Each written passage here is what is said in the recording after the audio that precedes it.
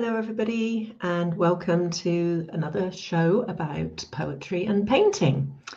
Well, this week we're joined by the wonderful Aliberry SP, and it's actually going to be a recording this week because Ali can't do this time. She's in America, and this time is not convenient for her on Wednesday. So I shall put that on the screen, and I hope you enjoy it. So just bear with me one moment. I'll be here watching for comments and answering any questions if you've got any. So please do join in. That'd be lovely. Bear with me, and here we go. Hello, everybody, and welcome to another edition of the Poetry of Painting. And this week, it's my great pleasure to welcome back to the show Aliberry SP with some more of her amazing poetry. And I think we might be in for a treat with some of her paintings later on as well. So join me in welcoming Ali back to the show. Welcome to everybody watching, whether live or replay. And although this is, as you will know by now, a recorded show for this week, please do put comments and questions in and we'll get back to you as soon as we can on them. So hi, Ali, very big welcome to the show. How are you doing? Hi, Fiona. I am doing good. How are you doing today? I'm very good, thank you. It's been a good day here. And we even went out for a walk this afternoon, which in the local forest, and it was just so good, just being out in nature. As you know, I know you're the same as me, you love nature. Yes.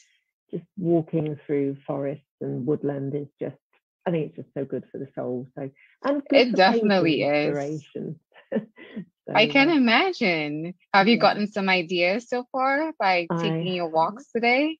I have indeed. So there could well be some new paintings coming from those fairly soon. So fingers crossed. So okay, looking forward to seeing them. Excellent. Well, hopefully they'll turn out well. So I'm sure they will. Fingers crossed. So this week we're talking about a completely different subject from woodland and trees, which are one of my favorite things to talk about and paint. And that's the painting which is behind me here, and it's called Morning Calm. And it's about that time of the morning, in the early morning, after the sun's up, but before the onshore breeze starts. So everything's just still, calm, hardly even a wave, just mirrors the cliffs in the water. Just that time of day when you're just starting out and you've got the whole day to look forward to and just imagine what's going to happen. So I have no idea if that's the sort of theme you will have taken, Ali, at all in your poem. Probably not, because we both come to these things from different angles and we see different things. So would you like to read your poem for us now? Definitely. The name of my poem is The Morning Calm, and you will see after I read it how we do have some things in common too. So The Morning Calm. There we go. I've just shared it so that people can see it as well. No problem. No problem at all. The morning brings a glimmer of light to usher in a new day. The sun accentuates the reddish and golden hues of the caves. There are no waves. The surface of the water is tranquil, reflecting the beauty of the above nature scene. Above the cliffs between the canopy of leaves, it seems the birds are still asleep. Clouds move lazily across the sky, only the whisper of a gentle breeze as it moves on by. How can one grow tired of spending time outside? You can get lost in the vast ocean and mountain peaks, ignoring the calls of the world asking you to leave. There is peace, there is hope, a place where one can dream, wholly immersed in this place of serenity. Soon you'll turn away, ready to embrace the rest of the day, for there's a promise that awaits, adventures to be seen. But for now, treasure those moments of solitude where the silence is all you need. Beautiful. Absolutely beautiful. And as you say, you saw in it a lot of what I see in that painting as well. Yes. It's lovely. So Brilliant. I love that. And, and as you say, being out in nature, in the peace of it, Yes. it's just so good for us, isn't it? It's very, very good, especially when you're just there alone sometimes with your thoughts and just looking at the beauty that's all around you. It is really, really good for the soul. Absolutely. And just the natural sounds, whether that, as you said, was a gentle breeze going by, yes, a bird song, or, maybe as the breeze gets up a little bit, the lapping of the waves. Just gentle sounds like that. Just so refreshing and recharging for the batteries, I think. No, I definitely agree with you, especially just the sun coming out. I think just going from that dark moment to seeing light and then watching the changes in color and the reflection, that is also beautiful as well. Absolutely. Yes. And a moment to treasure, as you say. So yes. Well, thank you so much for writing that about my painting. Oh, you're welcome. That was a beautiful painting. I love like the gold and the red on the caves, and I loved all of the colors in there. Thank you. Yeah, it's a different color scheme to my normal ones a little bit, maybe. But yeah, it just, maybe I've just enhanced the color a little bit just to give it that impact. But it's what it said to me. And it's another one in oils, as normal, painted with knives. Whereas in fact this one is actually acrylics painted with brushes, which is very, very unusual for me. But I know I did. So, but I believe you've got a painting to show us now, which I would love to see. So tell us a bit about that. So I have been learning how to use pastels. So for people who don't know what pastels are, they kind of like in a stick form, they made of different pigments, kind of similar to what they use to make oil paints. But I know people don't like using the word chalk, but they are similar to chalk. And they can get a little bit messy, but I like experimenting with different art forms, and I figured why not learn how to use something else besides just using acrylic or watercolor and stuff like that. So I wanted to show you guys a painting that I did recently, and you can let me know if you can kind of see the full picture or not. Oh, beautiful. So yeah, so these are like slightly more. Yes. Lovely. So these are Canna Lilies. So I did them in pastel, and you can get pastel paper. And like I said, they can get a little bit messy. Your hands can get dirty. You can use gloves if you want to, but I think I'm very happy with the end results, and I love the colors. And the only thing about them is that, you have to protect them. In terms of the way that you frame them and stuff like that, just because, of the quality of the pastel and stuff like that, they can rub off. So you just have to be a little bit careful with that. But, I've been enjoying learning how to use them and playing around with the different colors. Yeah, looking absolutely great. Love it. Love the colors, the combinations. Really done very well. And did you do that on a white background or on a dark background? So I did it on it's like a very light green pastel paper. And then I kind of colored in the dark with the pastel as well, just to make it a little bit darker, to bring out the colors of the flowers some more. Yeah, lovely. Because I know you can get lots of different colors of pastel paper, and the paper comes in a whole variety of colors. So you can choose whatever colors you wanted. I didn't have the dark color, but I just used the pastel and just colored it dark just to make that difference. Yeah, absolutely lovely, Ali. Really well done. And, as you say, it's exciting and it helps you develop when you try a different medium. When you try a different medium as well. And even if you go back to your acrylics or watercolors, you don't stick with the pastels, you still learned something from that to take back to other mediums as well. So yeah, well done. Lovely. And thank you. Can people see that on your Instagram, for example? Yes, they can see it on my Instagram. I posted it when I completed it, I think a couple weeks ago. So I'm trying to see what else I want to do with pastels. So I'm deciding, I think I'm kind of in the flower phase now. I do love flowers. So I may do another, flower, maybe something from nature. Lovely. Well, don't forget, after the show's gone out on Wednesday, so sort of any time your Wednesday afternoon or evening, put your link in for your Instagram in the comments so that people can go to your Instagram account and see more of your work. Definitely. That's fine. And of course, I'll be happy to do so. Yeah. Sure. Any no other problem. links that you want, so that'd be lovely. So, no problem at all. And I think tonight we're in for a double treat, or actually this must be a triple treat, because we've had your poem and your painting, and yes. I believe you've got another poem for us tonight as well. Yes, I do. I do have another poem for you guys. This one is also about nature as well. The title is called Experiencing Nature. I have experienced Mother Nature's metamorphosis throughout the day, the way she changes her dress, playing with colors, causing the sun to rise and fall at the beginning and end of every day. I have experienced the symphony directed by the wind, the way it sets the tempo and shapes the sound, calling on the birds, enticing the leaves, using nature as instruments to keep the music on beat. I have experienced happiness, becoming fully immersed, absorbed in harmony with the universe.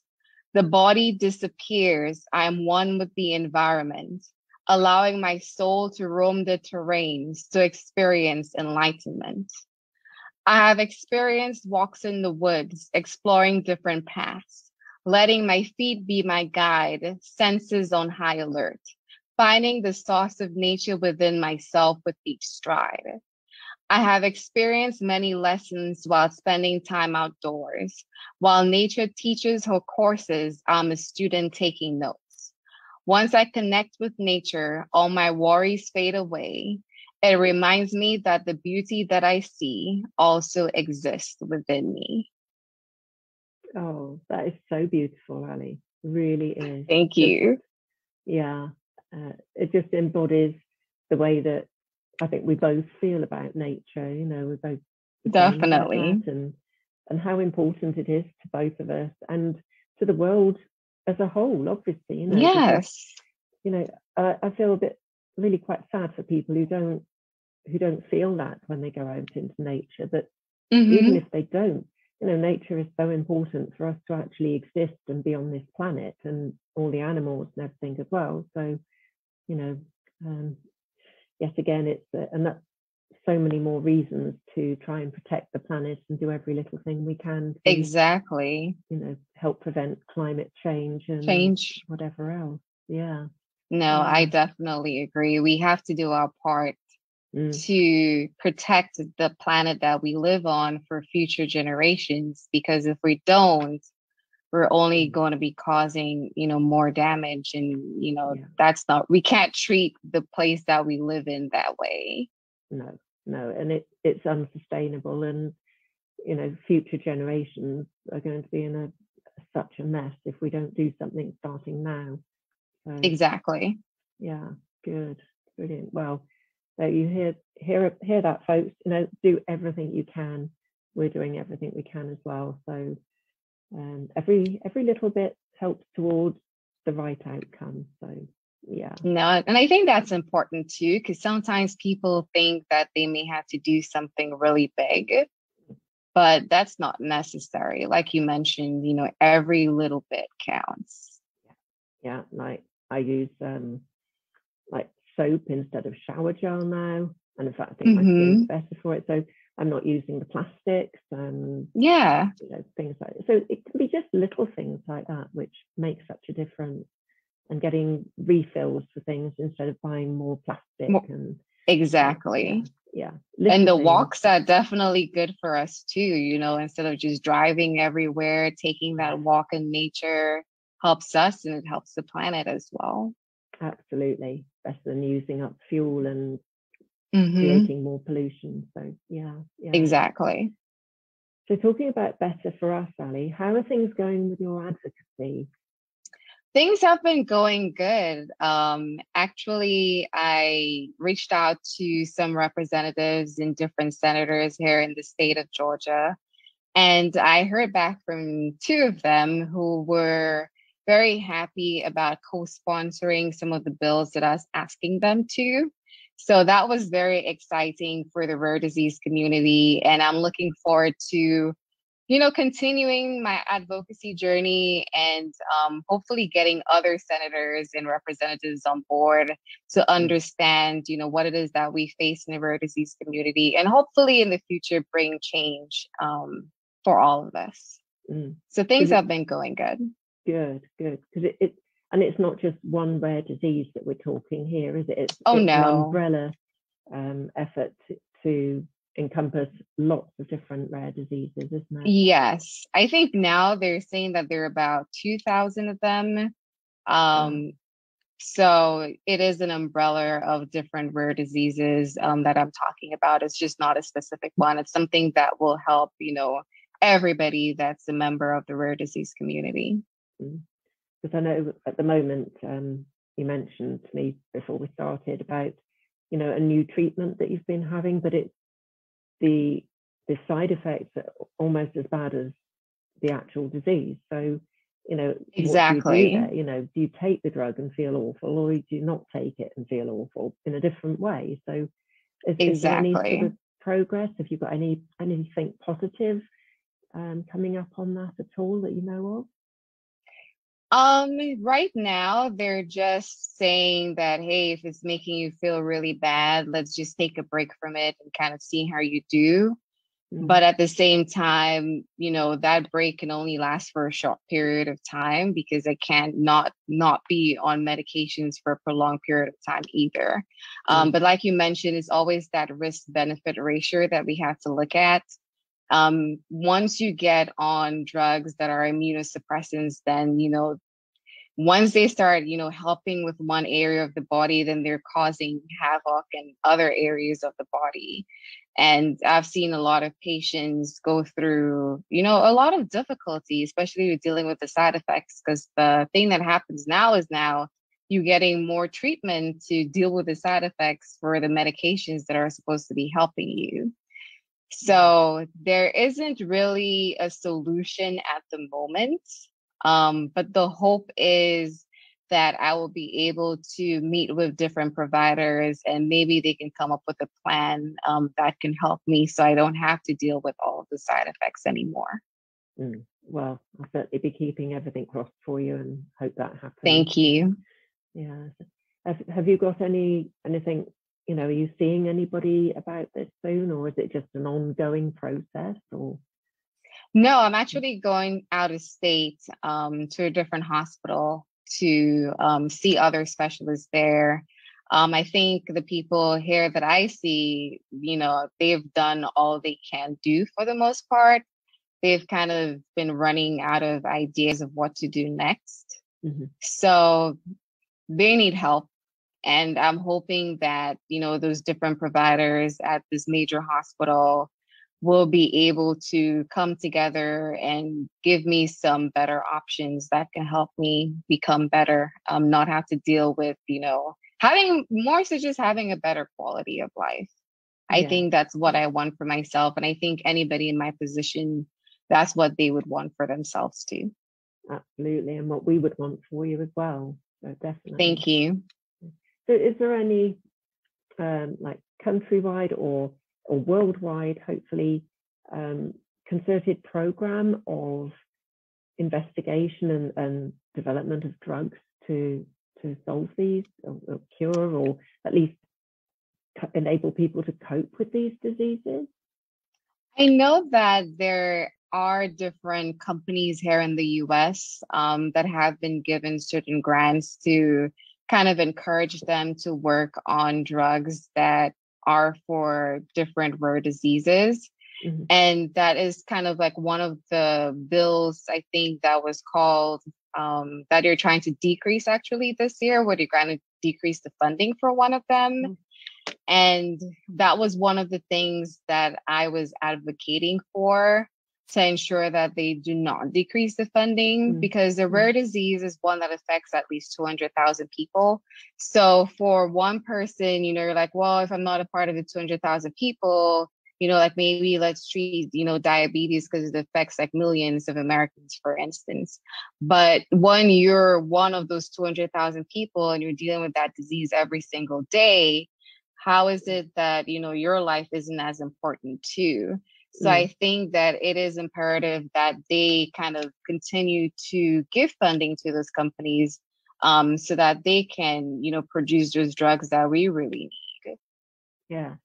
And people will still be contributing, donating to the other causes as well, for diabetes, for cancer, for heart problems and everything. Exactly. People will still be raising funds for them and donating to them. But if they don't know about your rare diseases, exactly, because it's comparatively a much smaller number, but if they don't know about it, they're not going to be saying, oh, we need to raise some money for this, because they don't even know about it. So no, they don't know about it. And the other thing too is that, there's always the business aspect of it too, because they want to make that drug because they want to get, some money out of it.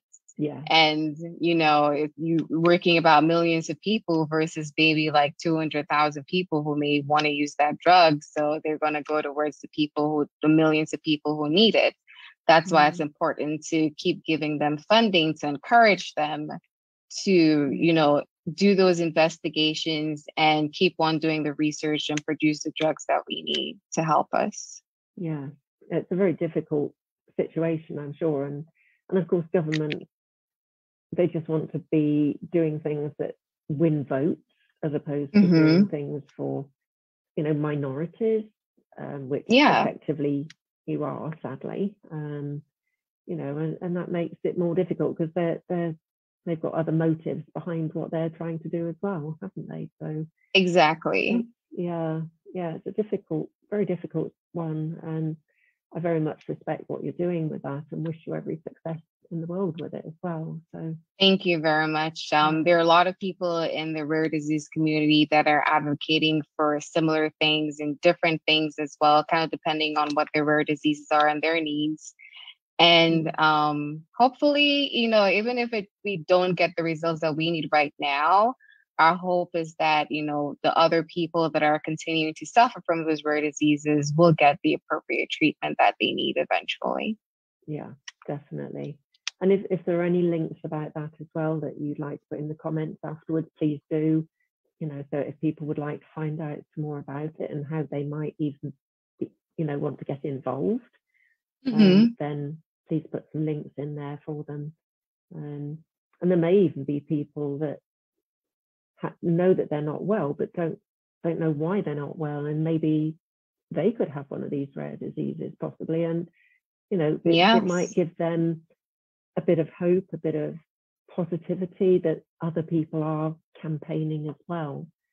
So no, definitely. I think having a community of like-minded people is very encouraging, especially when you're dealing with something that is rare. Oftentimes you feel alone. So knowing that there are other people, with similar ideas and conditions, and they understand what you're going through, that makes a whole lot of a difference for you. Because it's not even just understanding the physical side of what they're going through, but also the mental side of, as you say, thinking that they're the only one or they're all on their own and there's nobody else out there that will understand quite what they're going through.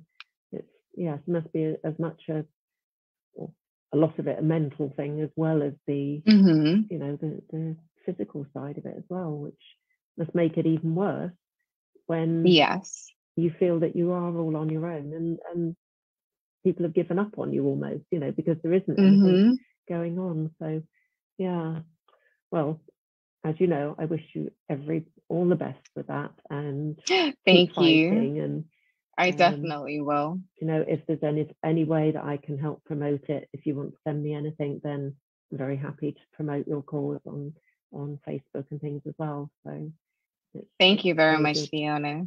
Very good and worthwhile cause. So please do send me stuff if you can.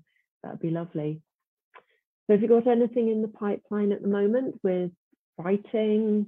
I know you were putting poetry, and I know you want now. What happened to that book you were writing, Ali? You started this amazing book. And yes. Have I missed any updates there? Because I really want. I have been in the editing phase. I think I've written, I don't know, maybe close to 100,000 words so far. Yeah. So I'm in the editing phase right now. I kind of took a break the past 2 months, I think, from editing the book, but hopefully I can start up with it soon, and have it completed. It seems the editing is taking a lot longer than I anticipated, but this is my first book, so I really didn't know what to expect. But I am learning a lot about the journey, and I am very excited about it. So it's still there. I'm still working on it. Good. Just editing it at the moment. Yes. Because I want to read it. I want to read it. You've given us this taste of it, this teaser, and I want the rest of it. Yes, other people have asked me as well, so I'm working on it still. It's coming. Well, just let us know. Just keep us updated. I will. When when it's coming out. We want to know. We want to be there. We want to read it.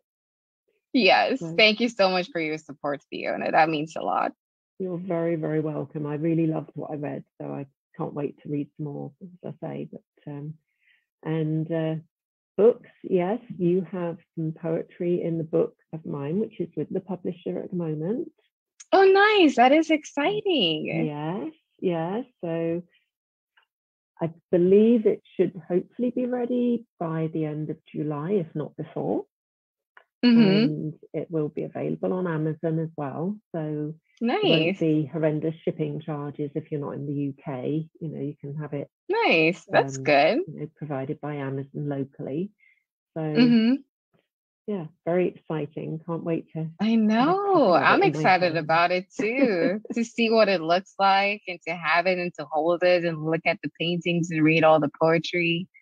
Absolutely. That is very exciting. Yeah. So yeah, and it's just so lovely that it's not just, unlike, a novel, which is by its nature normally one author, it's not just me, it's me and, all my wonderful featured poets, my guests, and all of their amazing poetry. So yeah, definitely. Really looking forward to having that. So I'll keep you posted on that one as well. So, yes, you definitely do. I'm excited about it as well. Excellent. So is that's probably, as you say, you've been through the editing stage with it, or still going through, but has that been taking up most of your time? Have you managed to do much other poetry apart from Morning Calm? I have done some poetry in between, but the editing of the book can take some time to write and to edit. I do have someone who's helping me edit it, and she has been great. So every kind of week we kind of work together and at least 2,000 words and go back and forth, and I rewrite certain things. So it's a learning process, but like I said, I'm excited about it, and I can't wait for it to be done. Yeah.